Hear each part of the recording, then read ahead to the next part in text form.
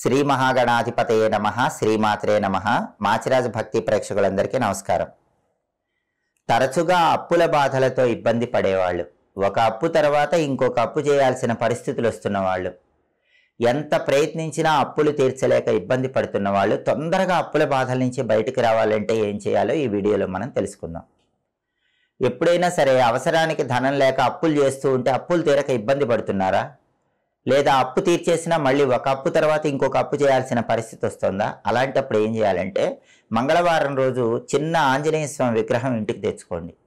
ఏ లోహంతో చేసిన ఆంజనేయ స్వామి విగ్రహం అయినా పర్వాలేదు. చిన్న ఆంజనేయ స్వామి విగ్రహం తెచ్చుకొని పూజ గదిలో ఉంచి ఆంజనేయ స్వామి విగ్రహానికి సింధూర జలాలతో అభిషేకం చేయండి. అంటే నీళ్లలో సింధూరం కలపండి. ఆ సింధూరం కలిపే నీళ్లతో ఆంజనేయ స్వామి విగ్రహానికి అభిషేకం చేయండి. అభిషేకం చేసేటప్పుడు ఓం పవన సుతాయ నమః అని 21 సార్లు చదువుకోండి. సింధూర జలాల అభిషేకం అయిపోగానే పంచామృతాలు తీసుకొని ఆ పంచామృతాలతో కూడా అభిషేకం చేయండి. మళ్ళీ అప్పుడు కూడా ఓం పవన సుతాయ నమః అనే మంత్రం 21 సార్లు చదవండి. ఇలా కనీసం 9 మంగళవారాలు చేస్తే ఆంజనేయ స్వామి అనుగ్రహం వల్ల క్రమక్రమంగా ధనం కలిసి వచ్చి అప్పులు తగ్గిపోతాయి.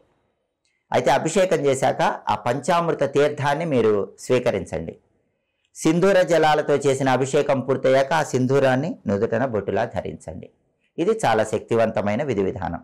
అలాగే అప్పులు పోగొట్టే శక్తి సుబ్రహ్మణ్యేశ్వర స్వామికి కూడా ఉంది. ఎవరైనా సుబ్రహ్మణ్య స్వామి భక్తులుంటే మంగళవారం రోజు ఒక ఎర్రటి వస్త్రం తీసుకుని అందులో ఒక 5 గులాబీ పూలు ఉంచండి. కొద్దిగా పటిక బెల్లం ఉంచండి, మిశ్రీ అంటారు. ఆ పటిక బెల్లం ఉంచి కొద్దిగా బియ్యం కూడా ఆ ఎర్రటి వస్త్రంలో ఉంచి మూట కట్టండి. సుబ్రహ్మణ్య స్వామి ఆలయానికి వెళ్ళి ఆ మూట చేతిలో పెట్టుకొని అప్పులు పోవాలని ప్రార్థిస్తూ 9 సార్లు ఆలయంలో ప్రదక్షిణలు చేయండి. ప్రదక్షిణలు పూర్తయ్యాక వీలైతే అర్చన చేయించుకొని కాసేపు గుళ్ళో కూర్చొని ఆ మూట ఎక్కడైనా దగ్గరలో పారే నీళ్లు ఉంటే ఆ పారే నీళ్లలో విడిచిపెట్టండి. పారే నీళ్లు దగ్గరలో లేకపోతే ఎవరు తొక్కని చోట చెట్టు మొదట్లో ఆ మూట వేసేయండి.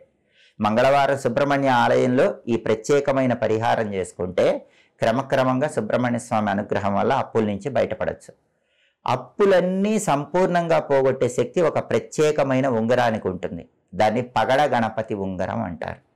అంటే పగడము తీసుకొని, నవరత్నాల్లో పగడం ఉంటుంది, ఆ పగడం తీసుకొని ఆ పగడం మీద గణపతిని చెక్కించుకోవాలి. దాన్ని పగడ గణపతి అంటారు. అన్ని చోట్ల లభిస్తుంది. ఆ పగడ గణపతిని రాగి లోహంలో చేయించుకొని కుడి చేతి ఉంగరా వేలుకు ధరించినట్లయితే అన్ని రకాలైన అప్పుల నుంచి సులభంగా బయటపడవచ్చు.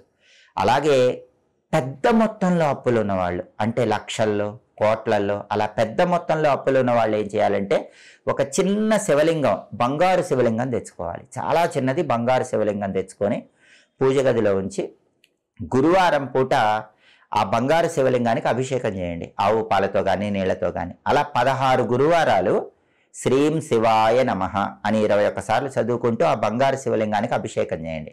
16 గురువారాలు పూర్తయ్యాక ఎవరైనా పంతులు గారికి దేవాలయంలో దక్షిణతో పాటు ఆ చిన్న బంగారు శివలింగం దానం ఇచ్చేయండి.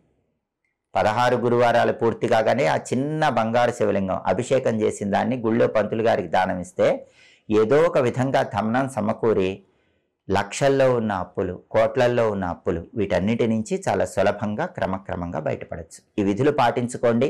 ఎలాంటి అప్పులున్నా అప్పుల నుంచి బయటపడండి. ఒక అప్పు తర్వాత ఇంకొక అప్పు చేయాల్సిన పరిస్థితుల్లో కూడా వాటి నుంచి తొందరగా బయటపడండి. మీ నిత్య జీవితంలో అనేక రకాలైన సమస్యలతో సతమతమైపోతున్నారా? ఆర్థిక ఇబ్బందులు మిమ్మల్ని వెంటాడుతున్నాయా? సంపాదించిన డబ్బు నిలబట్టం లేదా? ఆరోగ్యపరంగా సమస్యలు వస్తున్నాయా? కుటుంబ కలహాల వల్ల మనశ్శాంతి కోల్పోతున్నారా? ఆర్థిక పరంగా, ఆరోగ్యపరంగా, కుటుంబ పరంగా ఎలాంటి సమస్యలు ఉన్నా సరే ఆ సమస్యలన్నీ పోగొట్టుకోవటానికి అత్యంత సులభమైనటువంటి పరిష్కార మార్గాల కోసం మాచిరాజు భక్తి ఛానల్ తప్పకుండా చూడండి. శత్రు బాధలు మిమ్మల్ని వేధిస్తున్నాయా? దృష్టి దోషాల వల్ల ఇబ్బందులు ఎదుర్కొంటున్నారా? వీటన్నిటికీ శక్తివంతమైన తాంత్రిక పరిహారాల కోసం మాచిరాజు భక్తి ఛానల్ తప్పకుండా చూడండి. మా వీడియోస్ మీకు నచ్చినట్లయితే మా ఛానల్ని లైక్ చేయండి, కామెంట్ చేయండి. మా ఛానల్ వీడియోస్ 10 మంది మిత్రులకు షేర్ చేయండి. మా ఛానల్ని సబ్స్క్రైబ్ చేసుకోండి. పక్కనున్న బెల్ సింబల్ ఒకటి మాత్రం మర్చిపోకండి. సర్వే జనాః సుఖినో భవంతు. స్వస్తి.